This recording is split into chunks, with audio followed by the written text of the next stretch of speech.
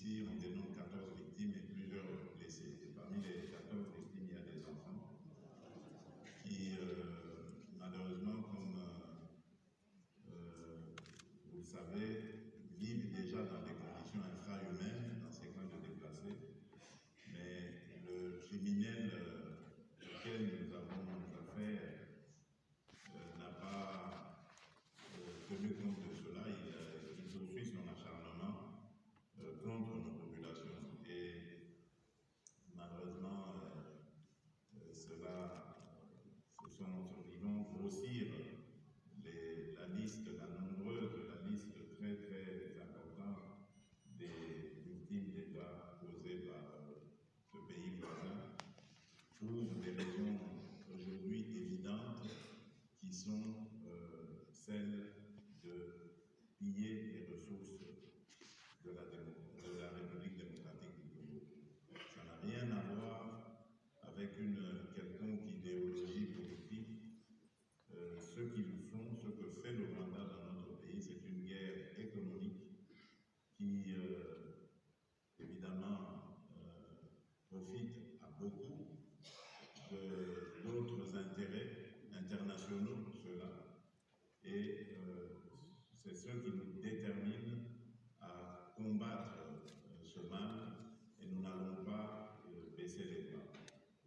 Je vous garantis que nous gagnerons ce combat. Amen. Quoi qu'il en coûte.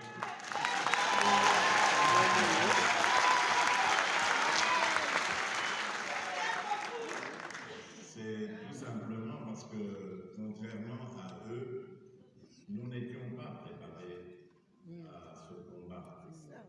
Notre armée, comme vous le savez, je l'ai hérité d'un régime qui a passé 18 ans et qui ne s'est pas du tout préoccupé de mettre en place une armée professionnelle réellement républicaine. Au contraire, ils ont passé le temps à signer des accords de brassage et de mixage qui ont permis à nos ennemis d'infiltrer leurs éléments au sein de cette armée.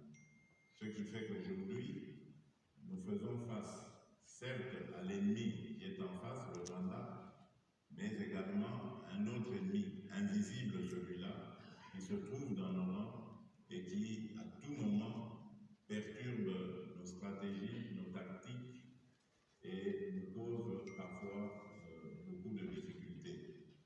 Nous sommes en train de venir à bout de ces traîtres à la patrie et de ces espions infiltrés dans nos rangs. Et l'un des éléments, l'un des leviers pour combattre ce mal, ce fléau, c'est justement la réhabilitation de la peine de mort.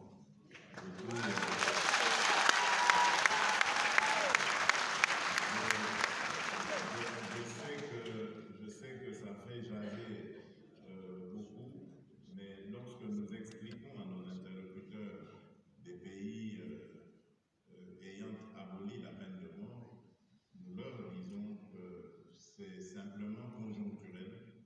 Ce ne sera pas élargi à toutes les peines, mais c'est uniquement consacré aux traîtres qui nous causent des problèmes. Et si on a des leçons à nous donner, on n'a qu'à aller les donner plutôt de l'autre côté, aux Rwandais, qui sont en train de causer justement les dégâts que nous connaissons au sein de notre population. Ça fait 30 ans que ça dure, 30 ans que nous sommes infiltrés, 30 ans que nous sommes trahis. Il est temps de mettre fin à ce fléau. Et on n'a pas à nous juger parce que c'est nous qui sommes les victimes, c'est plutôt le bourreau qu'il faut condamner, celui qui est à la base de tous ces malheurs. Et je prends l'engagement que dès que cette guerre est finie, dès que cette situation est réglée, nous irons plus loin que ce moratoire que nous avons levé. Nous allons carrément abolir la peine de mort. Parce que ce n'est pas par plaisir que nous l'avons réhabilité, nous l'avons tout simplement fait parce qu'il fallait fallait mettre fin, comme je vous l'ai dit, à ce phénomène de trahison incessante qui ne font que du tort, qui ne font que causer du tort à nos populations.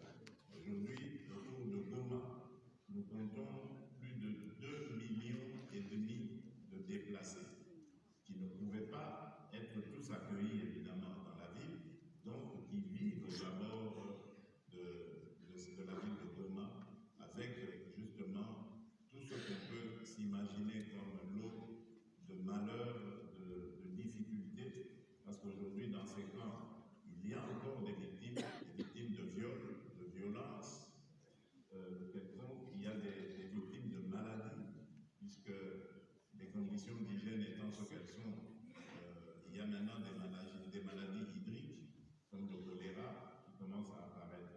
Donc vous comprenez que face aux responsables de ces malheurs, c'est-à-dire ceux qui aident le Rwanda à venir ainsi s'aventurer de cette manière dans notre pays, il n'y a qu'une seule réponse, c'est la condamnation à mort, à la peine capitale.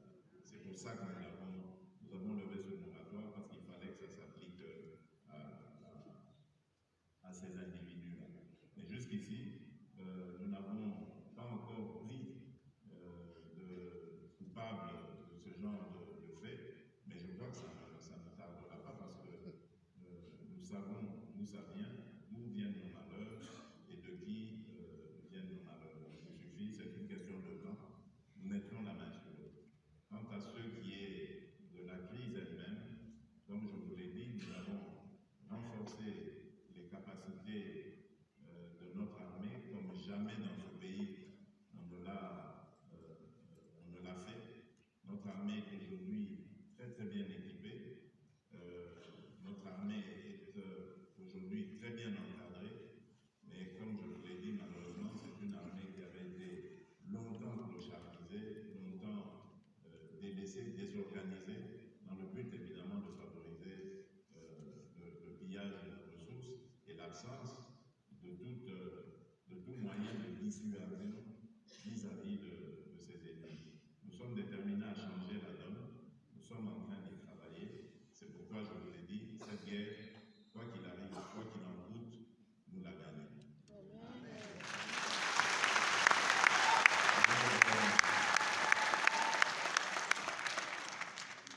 Ensuite, je voudrais faire comme ce que j'ai fait à Paris, face à nos compatriotes, c'est vous remercier très chaleureusement et très sincèrement pour la mobilisation dont vous avez fait montre lors des élections dernières et aussi cette mobilisation à voter pour le candidat numéro 20 que j'ai été.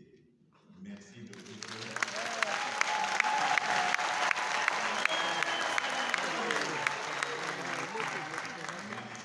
Merci vraiment de tout cœur. Merci pour cette mobilisation. Merci pour cette confiance renouvelée. Et je vous promets que je le prends vraiment comme une dette que j'ai envers vous.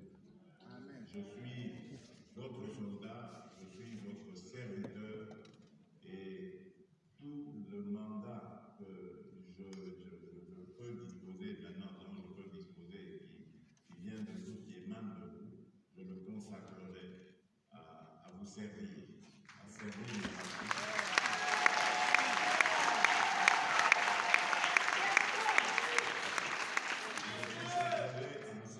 À servir ma patrie, à servir vos intérêts. Merci Fatih. Voilà, je suis à votre disposition donc, et c'est pour ça que j'organise ce genre de rencontres partout où je vais, où se trouvent nos compatriotes, pour les voir, leur parler des problèmes du pays, mais aussi les écouter, entendre ce qu'ils ont à dire et ce qu'ils attendent du président de la République et du gouvernement de notre pays. Alors, sans plus tarder, je vais vous détailler ici ce que sont mes engagements, ce sur quoi j'ai été réélu, ce pourquoi vous m'avez fait confiance. J'avais, comme vous vous rappelez, 6 engagements que j'avais présentés à notre peuple, 6 engagements qui se déterminaient de la manière suivante. D'abord, c'était l'engagement à créer plus d'emplois, et des emplois surtout pour les jeunes, parce que je ne vous apprends rien, nos jeunes en République démocratique du Congo n'ont pas de débouché. Ce n'est pas simplement un cas spécifique à la seule République démocratique du Congo, mais c'est un cas que l'on rencontre souvent en Afrique. C'est pour ça que beaucoup, dans leur désespoir de cause, ils s'en vont vers un Eldorado que l'on leur fait miroiter, mais qui en réalité n'en est pas un. Ils pensent, en partant, en prenant même des risques, parfois, même ceux qui traversent la Méditerranée, en quittant le Congo, ils pensent pouvoir vivre mieux ailleurs, sous d'autres cieux, mais ce n'est pas toujours garanti. Voilà pourquoi, conscients de ce fléau, nous nous sommes dit qu'il faut attaquer le problème à la racine, il faut occuper nos jeunes, et les jeunes, c'est l'avenir, la jeunesse, c'est le Congo de demain. Nous avons donc le devoir de les prendre en charge dès maintenant pour les préparer aux défis à venir. Et ces défis, Dieu sait combien ils sont nombreux, mais aussi importants. Je vous ai parlé ici des ennemis de notre pays qui nous agressent en ce moment, mais ils ne le font pas seuls. Ces ennemis ont des gens derrière, des puissances derrière, qui profitent évidemment ou qui soutiennent cette agression pour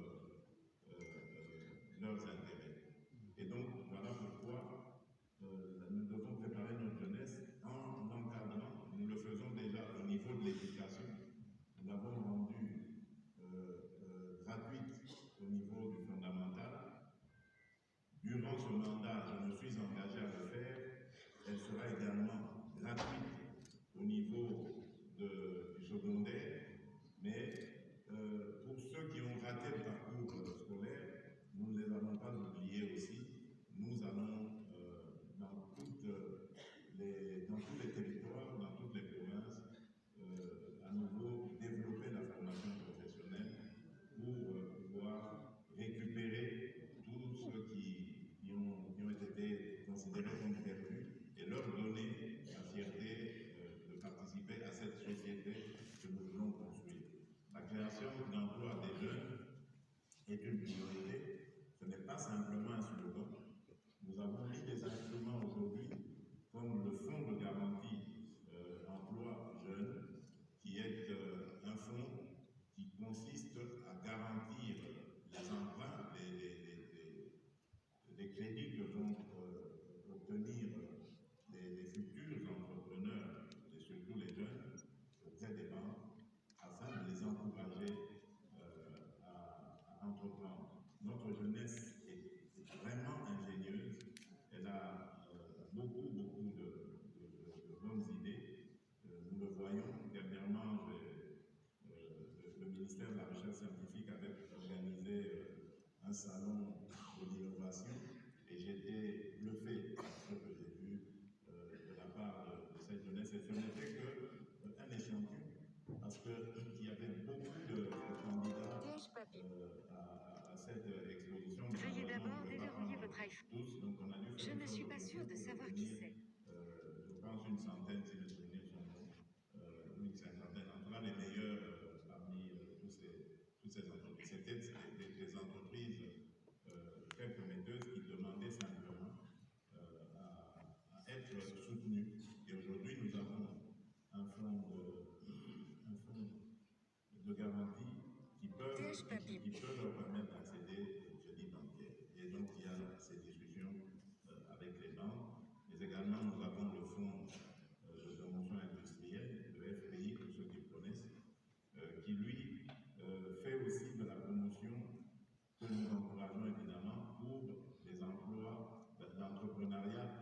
femmes. Et là,